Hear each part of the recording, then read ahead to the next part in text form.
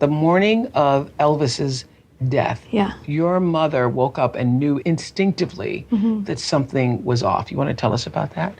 She's 9 years old. Yeah. If you've spent any time on the internet, you've probably come across the claim that Pastor Bob Joyce is actually Elvis Presley.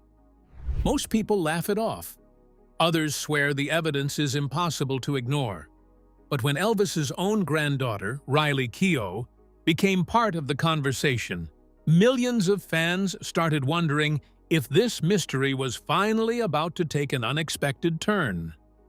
And what she revealed left people with even more questions than answers. Riley Keough breaks the silence. In October 2024, Riley Keough sat down with Oprah Winfrey inside the white living room of Graceland, the same room where Elvis entertained presidents and movie stars. And she said something no member of the Presley family had ever said publicly before. She described the upstairs of Graceland in personal, emotional detail, rooms that have been locked and completely untouched since August 16, 1977, the day Elvis was found dead on his bathroom floor. For over 4 decades, no tourist, no camera crew, no documentary team, and no journalist has been allowed past that staircase. Riley confirmed that the clock above Elvis's bed is still frozen at the exact time paramedics arrived. The silk sheets on his bed have never been changed. His prescription medication bottles still sit on one nightstand, some of them full, while a Bible covered in his handwritten annotations sits on the other. She then described finding a shoebox beneath his bed labeled "Do Not Open." Inside were unsent letters, one addressed to her mother, Lisa Marie, and another written simply to "Whoever finds this after I'm gone." Riley has refused to release those letters publicly, but she acknowledged that reading them changed how she understands her grandfather as a person. And then she revealed something nobody expected. She described a small room at the very end of the upstairs hallway that she calls the quiet room. It had low lighting, cushions on the floor, and an old sound machine producing a soft hum. Elvis had it built as a private meditation space, a place where he would go to pray or simply sit in silence away from the chaos of his own fame. No official Graceland literature has ever mentioned it. Until Riley spoke about it in 2024, the world did not know this room existed. 20 million visitors walked through Graceland during those years. Researchers, journalists, biographers, and obsessive fans studied every inch of the property. None of them knew that room was there. If Elvis Presley could hide an entire room from the world for that long, what else could he have hidden? And that question leads directly to a small church on Samples Road in Benton, Arkansas, where a man named Bob Joyce opens his mouth every Sunday morning and sings gospel hymns with a voice that has shaken the internet to its core. The pastor who sounds exactly like a dead king. Robert Wayne Joyce leads a congregation called Household of Faith Church in Benton, Arkansas. The church meets every Sunday at 10 in the morning, and it started around 2010 as a modest gathering with roughly 100 chairs and a small parking lot. Bob Joyce is a gospel preacher. He reads scripture, delivers sermons focused entirely on faith, without any political or financial additions, and he sings. The singing is what changed everything. When videos of Pastor Bob Joyce performing "How Great Thou Art," the same hymn Elvis recorded in 1967, made their way onto YouTube and TikTok, the reaction was unlike anything the Elvis fan community had seen in decades. Thousands upon thousands of comments poured in from people who were genuinely shaken by what they heard.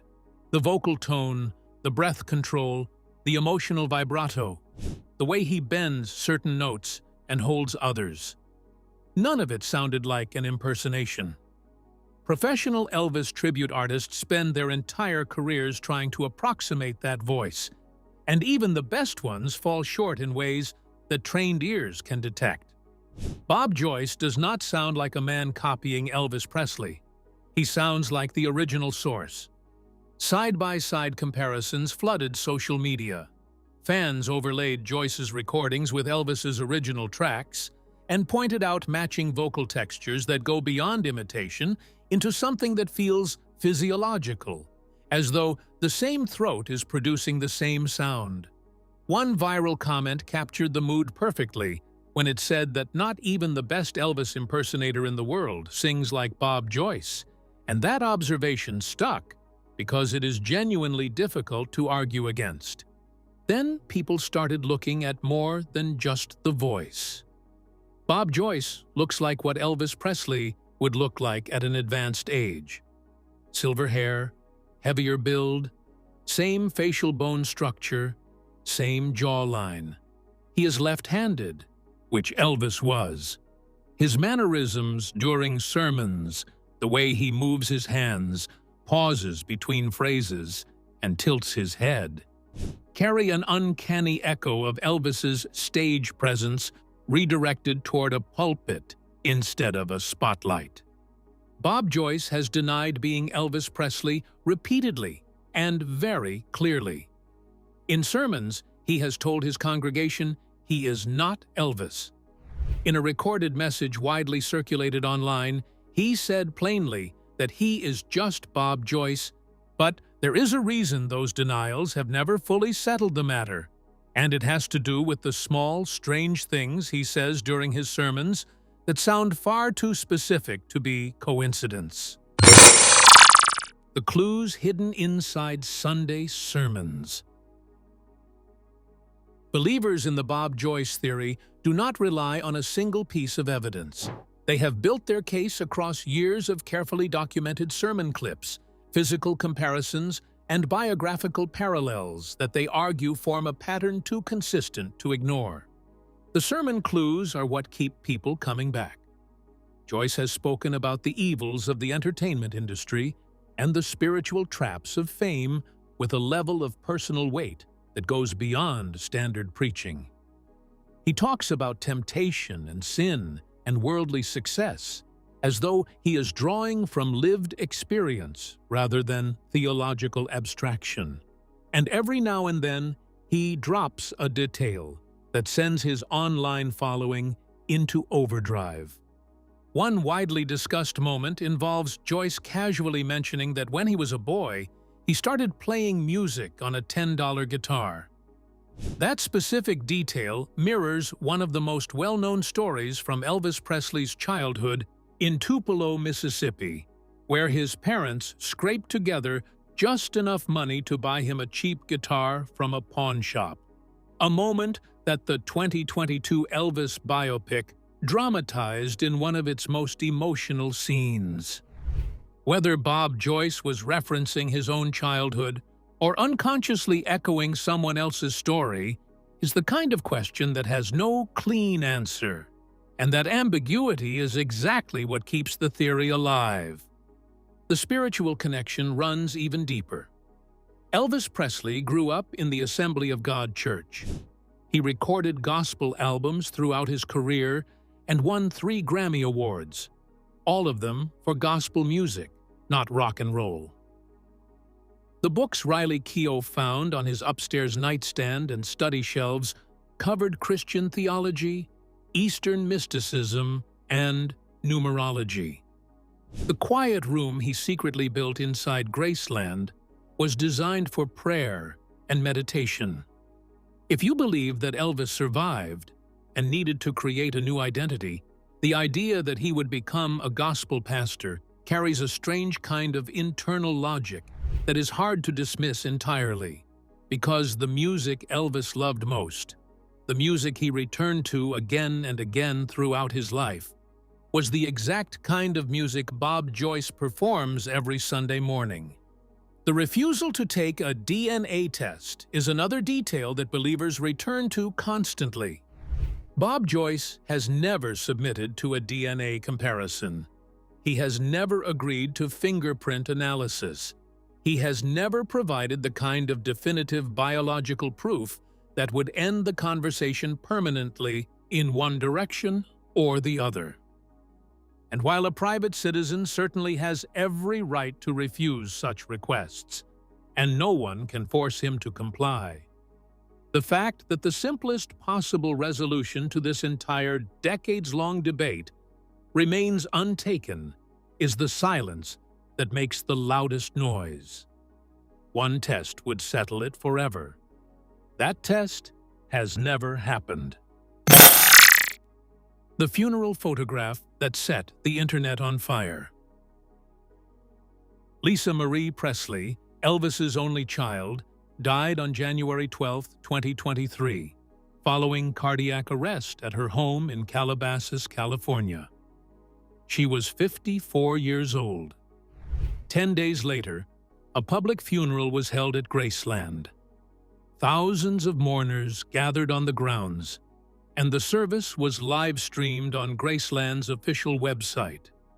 It was an enormous event, with performances, eulogies from Keough, and remarks from Priscilla Presley. In the crowd, captured in a grainy photograph taken from a distance, stood a white-haired man in a dark suit. Within hours, the image had spread across every Elvis fan community on the internet, because the man in the photograph looked unmistakably like Pastor Bob Joyce. The claim was later investigated and debunked. A YouTube channel called Caffeinated by Elvis identified the man as Andy Childs, a country music singer with documented connections to the Presley estate, including a gospel album collaboration with Lisa Marie in 2018. His presence at the funeral was entirely expected and easily explained. But the debunking did not erase the emotional shockwave.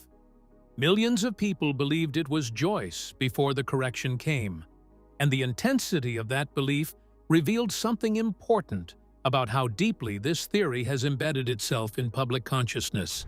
People wanted it to be him. They needed it to be him.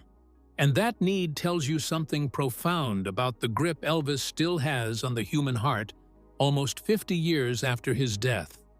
Because the alternative, that Elvis simply died alone on a bathroom floor at 42, and that was the end of the story, has never felt like enough for a man who meant that much to that many people. And then Priscilla Presley made things worse by not making them better. In various interviews and public appearances in recent years, she has responded to questions about Elvis conspiracy theories with language that stops short of outright denial. One widely quoted remark attributed to her is the phrase, "Sometimes the past finds its own voice," which believers interpreted not as a dismissal, but as a carefully worded acknowledgement. Whether she intended that particular reading or not, her refusal to shut the door completely has poured fuel on a fire that was already burning. The autopsy report that could change everything. The official record of Elvis Presley's death contains gaps that have never been closed. When Elvis was found unresponsive on August 16, 1977, he was transported not to Methodist South Hospital, which was less than 2 miles from Graceland, but to Baptist Memorial Hospital, 15 miles away. The initial cause of death was ruled as cardiac arrhythmia.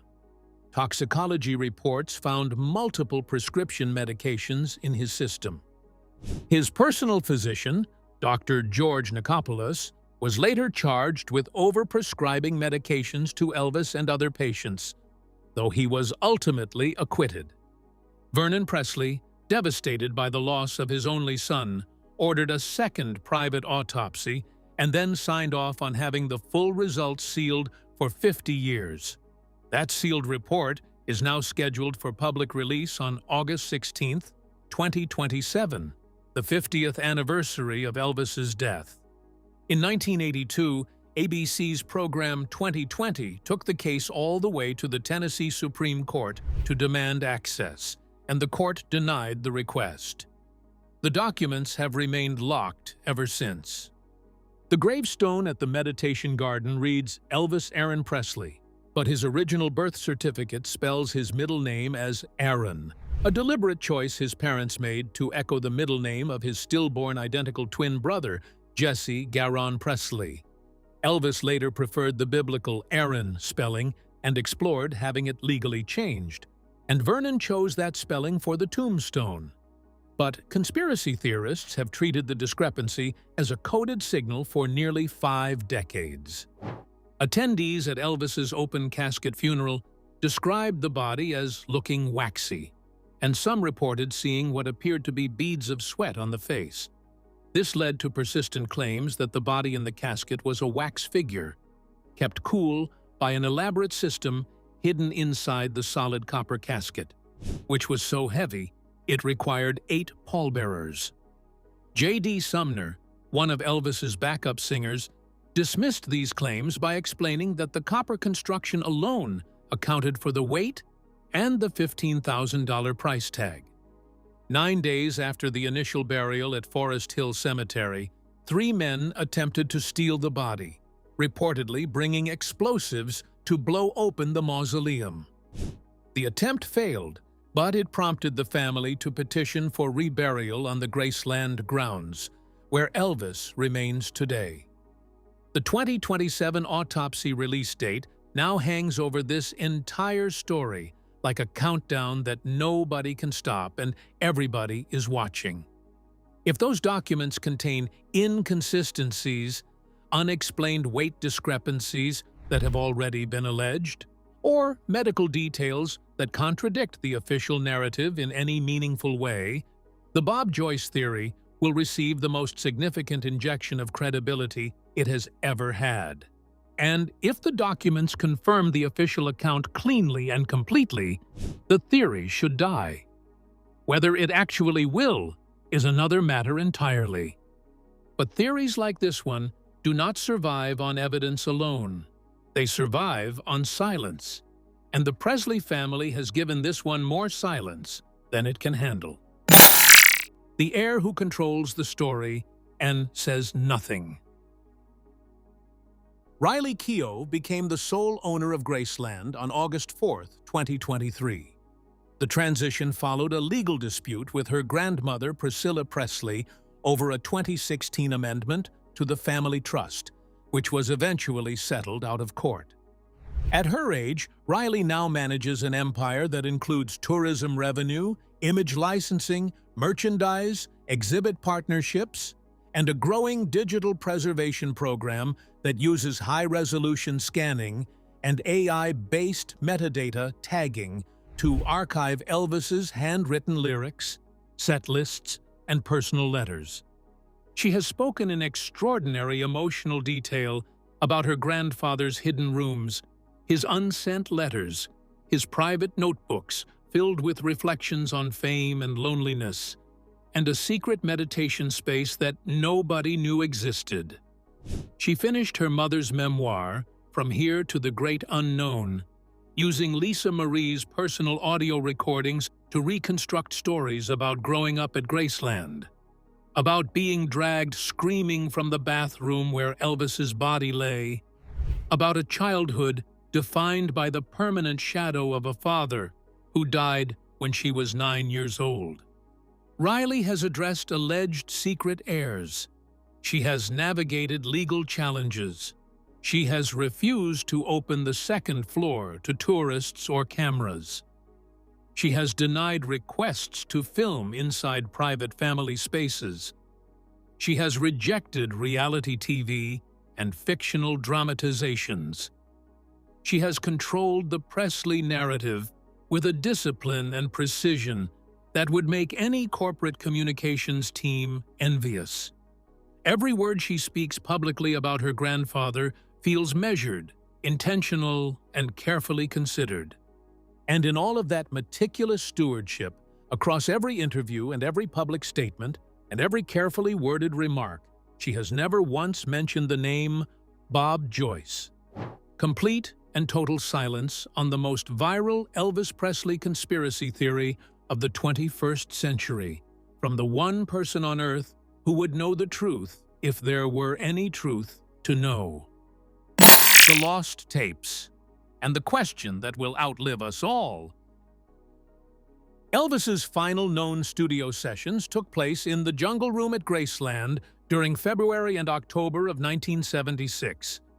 A former estate employee claimed anonymously in a fan forum that a reel-to-reel tape player was found in Elvis's upstairs study alongside a small stack of unlabeled tapes.